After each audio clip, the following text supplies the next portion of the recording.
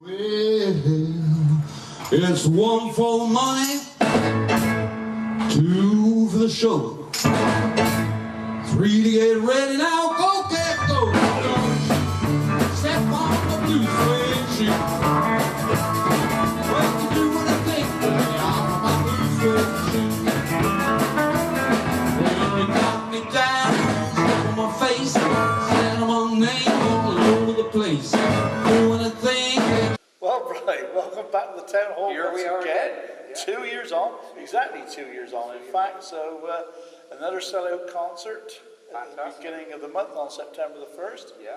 Great night once again. As we said, it was completely sold out. How did you feel it went? Absolutely brilliant. I mean, we had a wonderful time, and the crowd seemed to enjoy it. So that's the main thing, you know, that your audience enjoy what you're doing. But no, we had a fantastic time, and for us as well. 6 months getting together and rehearsing before the show, that's half the fun for us as well, because you're meeting up with old friends, and that's part of the process. Too much love drives a man insane. You broke my will, what a thrill. Goodness gracious, great God. So how long did you actually rehearse for then, or how many times? Well, we started sort of every other week, around about April. And then about a month before the show, we started every week. And so it gives you a chance to get together and practice and decide what doesn't sound right and, you know, go on from there. But it's a lot of fun anyway. Yeah. Well, since we sat here 2 years ago, you've made two changes to the group. The last time you were here, you were saying that Eddie Dartron Fellows, that was going to be his very last concert that he did with the group, which is always going to be the case, and he stuck to his word on that one. But you made two new changes to the group, with Simon obviously leaving. Yeah. Tell us about the two new faces. Well, first of all, the people who left. Simon left. He's working full time, obviously, and also he's playing in fantastic band, Fair Play, function band, and most of their weekends are taken care of.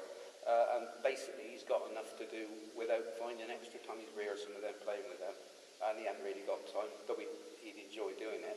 Can't ask him to do two things, you know. No. But the other chap, John Barlow, who did most of the singing last year, was up for doing it again. Unfortunately, he had a medical problem come along, which has affected his voice, so he can still play guitar, but he's not doing any singing anymore. So he had to chuck it in as well. And he was coming up from you know, down in Devon, which is a long way. Anyway, new guys, we got Matt Flint, who's much younger fella. He's only around his 40s, probably a bit younger than that. But he used to give us a hand when we had the shop at Westside Music Centre shop at Weston, and has been in bands before, plays keyboard, and he did very, very well. He didn't have long with us. He fitted in quite last minute. And of course, the big new happening is our new vocalist, Steve E, who's a real character. I mean, Steve's been knocking around the business for years. He remember Racy? Yeah, chart-topping band who's partly from the West Country. Well, he toured, that's the one. He toured all over the world with them. He was their road manager, and he's also been a professional drummer. And more recently, the last few years, he's been working as a solo act around a lot of the watering holes in Somerset, quite well known in the local pubs as a solo singer. But this is the first time for a while that he's sung with a band. But he's been a great influence. He's brought us on with different things and fitted in extremely well. And most importantly, we all get on very well with him. That's right. So two great new guys, and I think it all paid off on the night. Yeah, it did. Yeah. Certainly with Steve, he used to be singing at some stage with Tim Pitman not so long ago. That's right. Yeah. Doing a lot of work with Tim. That's right. Yeah. He's done it for some time. Well, I think it's a bit of a shock singing with a band instead of backing tracks, which he's been doing for a while. Yeah. But as I say, he's fitted in very well. I'm still going to be doing a bit. I might be doing a bit of dual work with Steve as well in the meantime. But he's definitely on board next year, as is Matt. So that when we come back next year, they'll be with us definitely. And we're all booked in again for August 17th next year. So have you got Monopole booked yet? Got Monopole. I didn't warn them, but I've got to give them the date. So at least we got them coming back as well. They're looking forward to it. That's brilliant. But obviously, in the last 2 years, I don't suppose too many people have seen Ron, Eddie Dark, in the last 2 years. Do you still keep in contact with him? Occasionally. Ron's quite a private person. Being on stage and sort of showing himself off, which was great when he was young. he's not that comfortable doing that, you know. But he still loves music. We usually get together when one of us has bought a new guitar, and we do have a word from now and then. He does a little bit. He does quite a lot of playing and writing and one thing or another at home, and he gets out to some of the open night folk clubs once in a while and plays. Extremely good player and singer. But he's following his own field, and he's happy that we're doing what we're doing. But that's the situation. And that might seem a silly question to ask, but I would imagine that there's no second thoughts that he might not even come along and do a couple of songs. He'd be very, very welcome. We'd love him to come back and do a couple of numbers. But I don't think it's very likely. No. He's one of these, I think, always... Once he's made his mind up. He always was like that. And, I mean, he's gone out on a great note. He's finished in the place. Which is what he wanted to do. He didn't know what was going to happen after, and like he said, he actually said, well, let's go out on a high. And when I said we were going to keep going, he said, well, the best of luck, you shouldn't have any problems. That's right. That's really nice. I thought it was also good to see Mike Argent back this time. I thought, as soon as he walked in, how well he actually looked. Mike's fantastic. I mean, because he had a couple of nasty operations a few years ago, and we were all very worried. He's doing extremely well. As you can see, pretty lively on stage. Very proud of his new guitar. Gretsch White Falcon is an iconic instrument. Gretches were played back in the 50s and 60s by people like Eddie Cochran and George Harrison, and everybody, the Beatles, everybody used the Gretsch. It's a very distinctive sound. He even managed to make it sound right when he's playing shadow stuff on it. Absolutely brilliant. Which is unusual. It's usually more of a rock and roll guitar, but he makes it work, and he's a great player. He's still doing very well, and enjoying every minute. He is, isn't he? Yeah. I mean, I thought that guitar, when I actually mentioned on the night that I thought with the guitar that probably cost as much as one of Roy Marsh's holidays abroad. Sure, Roy and Sue are now tax exiles. I'm sure nowadays. They certainly don't give them away. They don't, do they? But it was good to see Mike back. And to be honest, playing that guitar tango, you see a lot of shadows music played by different artists doing Apache, but that guitar tango, I think, is a little bit. And of course, the other one that always really affects the musicians is the Cruel Sea, the Dakotas and Ventures. Monopole love that one. I always remember the first time we did it 3 or 4 shows ago. We were doing Monopole, and on the recording after, there's a comment coming out that you see Rod Gordon, the singer from Monopole. I said, I've never bloody heard that played live. Cruel Sea's a real fast number. The rhythm's a bit fast on that. That's right. But that was great. It's lovely to have him back. But it's also good to see Nik Ponsillo and John Lacey. Nick's doing any different. Unbelievable. I mean, Nik Ponsillo, solid Linky rock. Great player. He likes singing. Not so keen on singing as he is on playing. He's a good singer as well. But his bass playing is really, really solid. John is out of this flipping world. He is. I mean, he doesn't practice on his drums from one rehearsal to the next. Does he not? No, he doesn't play at home at all. And he turns up our practice, and he's always absolutely spot on. If you've got a suggestion to make about a number, it's done immediately. And as you heard on the when he finished off after a whole lot of shaking, I think we've got to put Shadoogie back in the Shadows number next year because of the real drum solo in the middle of that one. And I think he deserves one. Absolutely. He needs to be seen a bit more. He was stuck a bit out of the way this time. Wasn't he? But we want him centre stage next time. I think so. Great guys. They're all great guys. When do you think? It's 50 years now. I know. Scary. So I know this is an awkward question to ask at this stage, right? But the age of the group now, I know no one's over 80, but... Well, I'm 72 next April, and still very happy to be bopping about and playing. And lost 2 stone as well. Well, that's a little bit of weight loss, and Nick, John, and Mike are all over 65.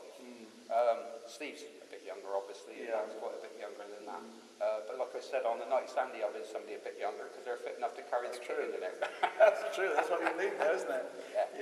But I thought the actual night went particularly well. But for everybody to come back and see the Salvos on that night, the tickets, yet again, even this year went probably quicker than what they did last year. I mean, you were ringing me saying, did you want any of my allocations? That's right. Was there any spare? That's right. It seemed like a few days after we had them. It was, wasn't it? Yeah. But it was also good to see Monopole back again as well. I know you're great friends with, but this year, it's the 3rd time I've seen them. It was obviously with 3 years we've been playing here, or you've been playing here, And I thought this year they were probably better than I've ever seen them. We had to Very drag good. them off stage at the end of the night. They love it, and they do play a lot more regularly than we do. I mean, they're playing every week. But we have known them for a long time. The original arrangement was that they help us out because we haven't got a PA system. We don't play often. They let us use a PA system, sometimes the drums. And their sound man mixes us when we're on stage. So they're a fantastic help, and we do keep in touch in between. You know. But yeah, great band. The other thing is they're very kind to us. We always give them a list of our numbers before the show, and they always avoid most numbers we're doing in the first half, which also makes a difference. But yeah, great band to play with. Yeah, it's obviously key because they do 2 or 3 searchers numbers, so that always goes down well. But they're an excellent group, no doubt about that. Yeah. But you know, obviously on the night with all the equipment we had on stage, which was a lot with 2 sets of drums. But what was your opinion for the first time you've seen the Moondogs? Fantastic. I mean, we got on so well. The funny thing with the Moondogs, the drummer came in, and I suddenly realised I'd known him since he was 13. He used to be a customer in my shop at Yeovil, and it was really lovely to see him again. But no, they're a brilliant band, and they managed to produce serious Beatles music without having to dress up or put on wigs or anything like that. Right. It's all about the music, not theatre, you know. And I thought they were brilliant, and they enjoyed us, I think, and we certainly enjoyed their play as well. And they're so I thought their extra singer that they brought on at the end of the show was a bit of a surprise. I took the average age up quite a lot. They signed you up as a permanent singer for it. I think, hey Jude, that's sort of been an ongoing thing. Well, he did it better than Paul McCartney did last time I heard it. Anyway. He's older. He is older. He's older on that one. My voice is gone many years ago, but his is certainly gone now. But yeah, they're a terrific band. They're easy to get on with, and it just made the night having 3 bands as good as that, making everybody enjoy it. So we had friends who came along and they enjoyed that. I mean, they came to see us, but they enjoyed the whole thing. Yeah, that's right. Fantastic. Yeah. So what was it like coming back yet again to see all the old faces that were here? Well, fantastic. I mean, the point is you can recognise them still. I mean, the people there were blokes there I used to chuck out at the town hall when they had too much to drink. I mean, what I will say, the blokes all look a bit older, but some of the ladies are looking amazing. You know, I mean, someone might be looking at them and say, well, she definitely come to the dance. She only looks about 40 now. That means she'd have been about 5, you know. That's right. But no, it's lovely to see them all, and it's a great honour to us for them to come back and want to see us again. You know. And it's lovely to see all the people, certainly the people I know that have come back for so many years, still supporting all the nights that go on here as well. So, absolutely. But 2 people I would like to sort of talk about also is Steve Winkley and Helen Chapman. Well, there you are. Steve for the work, absolutely. Steve for all the work that he's done and in the build-up and what he's done on YouTube, on Facebook. I think it's been outstanding. He's always good to have around. He gets very little praise for what he does, except from us, of course. Yeah. But also, the missing link, I thought this year was Helen Chapman. Unfortunately, she's been through a time lately where she's not been particularly well. That's right. For people who don't know, Helen Zoratzi, your unofficial PR, doesn't she? She handles publicity for the shows on Facebook. She does very, very keeps in touch. I mean, she's really supportive of our band. At one time, she was using our picture of the band as her Facebook picture, you know. That's right. So we wish her well. Yeah, we do, very much so. And we must send her down a DVD of the show because she misses it. Steve Winkley, what a star. I mean, he's become one of our best friends. He makes us look good, makes us sound good, and he's always there to help out, you know, and make a good job of the film. Yeah, that's right. So, wonderful bloke. He is, isn't he, really? Yeah. And like you say, you know, just going on from what you were saying about Helen as well, that we wish her well in her recovery. Absolutely. And I really hope to see her next year. Absolutely. Yeah, it will be fantastic. Yeah, really look forward to that one. Yeah. But just going back to the town hall, because it's something you've obviously done for many, many years, and it'll always be your swan song, I would imagine here, although we'll try and get 1 or 2 extra nights next year.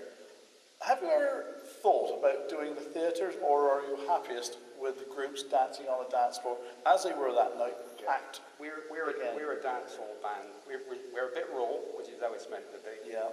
We like to keep it lively, and we don't do choreography, dressing up, and stuff like that. We're not a theatre band. No. You know? We're much happier in a dance hall with the dance hall atmosphere, and that's what we always be happy doing. We don't want to try and pretend at the end we're not. You know? That's right. Exactly. And we're a dance hall rock and roll band. So that's what we do. Yeah. So the theatre's always going to be out then, really. Yeah. Mike, the money's right. There's that to it, that's true. Talking about the money, going on to the next thing, what about, or have you ever thought about writing a book or doing a DVD? I know you're doing a DVD, or Steve's done one certainly recently. Show, yeah. But I'm just going back to the years when, can't remember the guy who wrote the book. Yeah, Barry Soden. Barry Soden. Oh no, it's local rock and roll. That's the one, yeah. Did a marvelous It's a job. marvelous Unfortunately, book. he died a couple of years ago. Yeah. Have you ever thought of doing something? I know you're retired now, Bryce, so I'm thinking you might have a bit of spare time of ever writing a book. I've got loads of stories, as I've told you some of them. I mean, some of them are even printable. That's right. But loads of stories, you know, from the past and over the years. But it's not really my thing. I can't sit still long enough to sit and write a book, you know. DVD is a nice idea. The problem is that from the early days, we've only got black and white photos. We haven't got any recordings. I mean, there is a black and white photo archive on YouTube on 2 or 3 of our channels, which plots the band in the early days with photos. And then in 2004, there's some pictures when we came back for the launch of Barry Soden's book. That's right. And also that's backed by a whole lot of shaking gigs sung by Eddie Dart and the Salvos at the Taunton show when we did the launch. Of course, we could do a sort of from 2004 to 2012. That's 8 years. That's twice as long as the band existed in the first place. Perhaps you'd like to do the commentary on that, Merv, if we got one together. You'd have to I would do anything I could to help. All the footage, all the footage is there of the band since 2004. So we could put together a sort of a retrospective. I just think something like that would go down particularly well because it's something that nobody else has ever done. No. Certainly in the era. As long as people would be interested. I'm sure they would be, really. Yeah, you've got to look at the number of people. Well, Nick's extended family for a start. Oh, there you are. Straight away, there's 200. That's half of Italy. That's true, isn't it? Yeah, that's true. Yeah. So straight away you could do that one.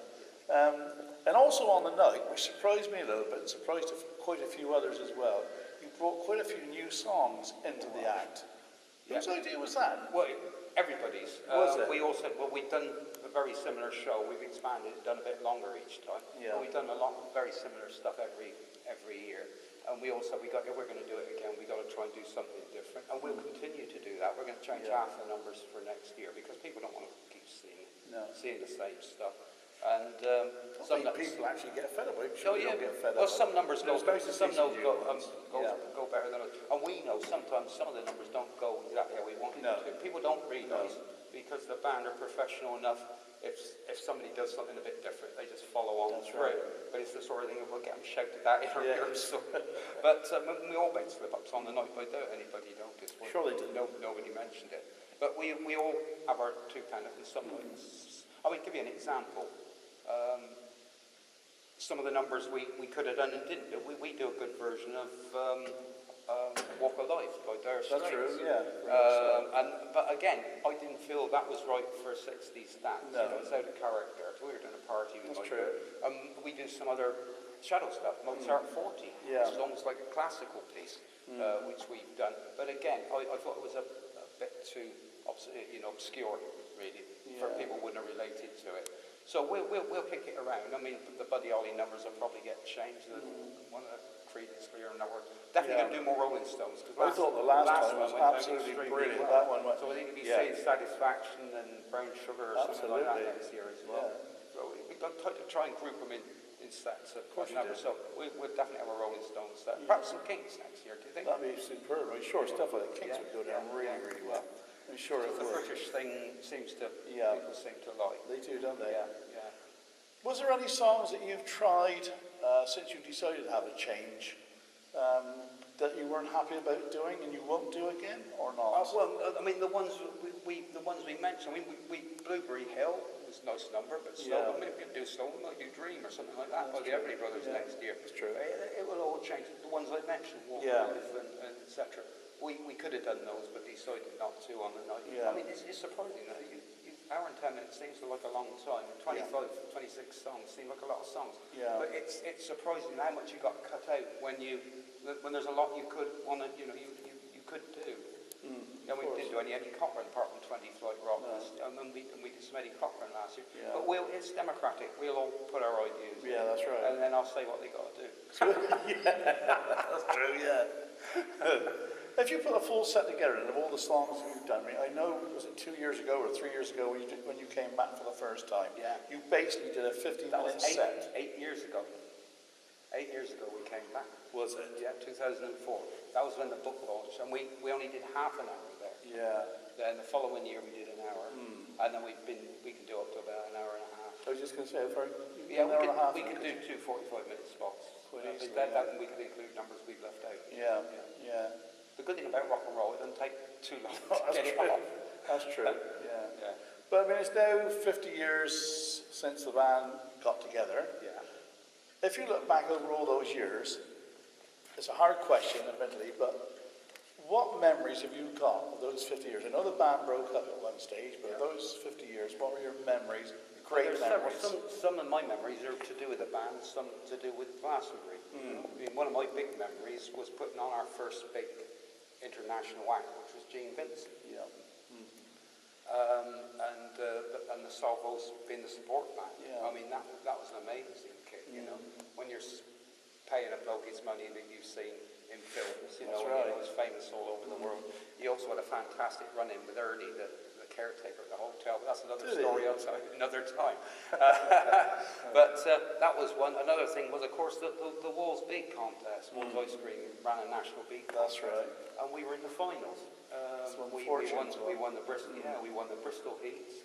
Three wonderful coachloads of fans came with us to Bristol and all the way to Birmingham. Yeah. And of course, the story on the night at Birmingham was we went on, did the instrumental walk run, introduced Ron. He came on stage. The PA went off. That's right. And stayed off for the whole time he was on stage. There was nearly a riot, you know, from our people because they couldn't hear him. And surprise, 3 Midland bands for second and third. But as you say, the Fortunes won it. There's no argument with that. No, that's right. No argument with that. No. But that was a big memento, you know. And things like that. And also, again, from my point of view, the bands I stood in the wings and watched. That's right. Fleetwood Mac, Chicken Shack, P.P. Arnold. That's right. Yeah. Alexis Korner, John Mayo.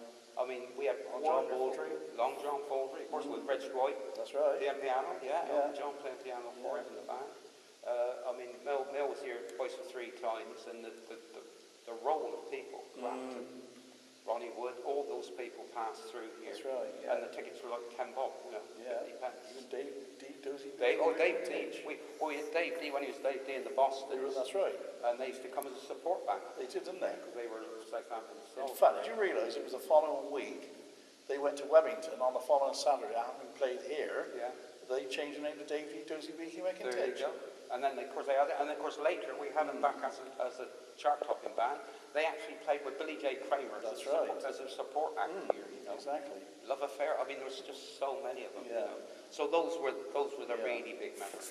Going back to those early days, bro, you obviously supported a lot of the big bands that you brought here yourself to the Glastonbury Town Hall.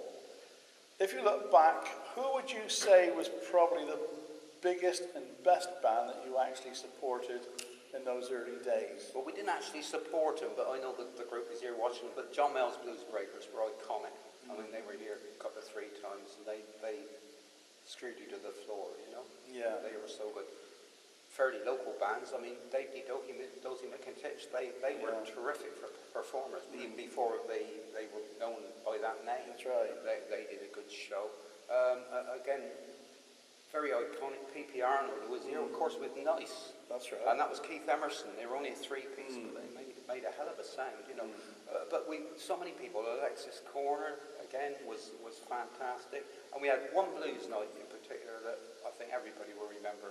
And that was Fleetwood Mac, Chicken Shack, and Champion Jack Dupree, the piano-playing blues singer from the States. That's true. It was a phenomenal night. Christine Perfect was still playing with Chicken Shack. She hadn't married John McVie yet. But that was a really brilliant blues night, you know, and I think everybody, that's probably the one I remember most of all, because they all went on and got so huge afterwards, And of course, throw in Head Choppers Anonymous. Of course. The Applejacks. Love Affair, we couldn't sing really, but very true. And then getting Dave D, Dozy Beacon, Mickey Titch, you can't say that. Dave D, Dozy Beaky, Mick and Titch, having them back later when we used them as Dave D in the Bostons. That's right. And them actually being supported by Bily J Kramer right, yeah. I remember Bily J Kramer saying to Dave, funny old game, Dave, isn't it? Think of the times it's been the other way around. Yeah, that's right, exactly. But it's been a blast the whole time through. And it's so wonderful that we've managed to get another 8 years out of playing the Salvos back together again, and hoping to keep going. They're all enjoying it. Yeah. There are people missing on holidays and things. That's right, yeah. But everybody's going to be here for next August. Which is good, won't it? Yeah, plenty of time to rehearse before, so we're really looking forward to it. Thanks for giving us the opportunity to we love it anyway. play here again. The people of Glastonbury Street love it as well. So that's all that matters. Yeah, but I think when they stop coming, we'll stop playing. Oh, sure. They won't stop. Well, he's got to pay for his guitar yet, so that's another 10 years. Going back. When you actually got back together, it might be worth just sort of reliving how you actually got back. I think it was something to do with your birthday, was it? No, it was before that. Was it? It was all down to Barry Satan. Right. Poor Barry's only great local guitarist in Devon. Decided one of his mates had died and not left much behind, and he decided he ought to do something. And he'd been keeping notes about bands he'd known in the area over the years. And he showed it to somebody who worked for a publisher, and they said there's a book there. So first off, he wrote a book about Devon and rock and roll bands in the 60s in Devon.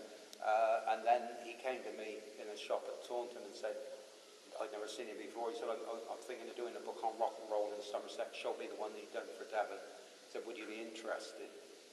And so I said, yeah. So he buzzed around the different members of the band, found photos and stories and things like that. Then he came back to me again, started asking me, he said, I'll keep getting directly back to you because you ran the dances and managed the bands. And so I came up with all the stories I could think of and put him in touch with other bands we'd worked with. And then he said, well, there's two things. He said, I'd like to dedicate the book to you. So that was very nice. We got my picture in the front. We got my life story and the band, Salvo's life story in there as well. And then he said, well, look, when we launched the book at Taunton, we're getting some of the old bands back together. Do you think you could get the Salvos back together? So I said, well, I wouldn't mind, but I'd have to, Nik hadn't touched the bass for 35 years then. So he was the one I knew that hadn't done any playing. Ron, I knew, of course, because at one stage he was working for me. Mike, I knew, had played in dance bands and things. And John had played with other bands. But that was the starting point. So we got back together, we had 4 rehearsals. Then we did a half-hour spot at Taunton, and we all enjoyed it so much. There's the full show is actually on YouTube now. If somebody Googles Salvos 2004, they should find the whole show on there. And we enjoyed it so much that we said we'd like to do it again. The next opportunity was my 65th birthday in 2006. And we did an hour there, and that was very enjoyable, all friends and family and friends of the band and musical people from all over. So that was good fun. And then young Merv Colenutt came along and said, and the one thing Ron said he'd do again was play at Glastonbury. And as you know, the first one was messed up because Mike was ill. Yeah, that's right. We drafted another chap who did his best to fill in. And then we did a show here January 2011 with Fair Play, supporting the local swimming club, which went very well. And of course now, here we are back where we should be, and looking forward to next year as well. That's right. So again, thanks very much for all you've done for us. No problem at all, Brian. Look forward again to next year, and thanks very much once again. It's been fun. It's great times ahead. Absolutely right. Thanks very much, Steve, right?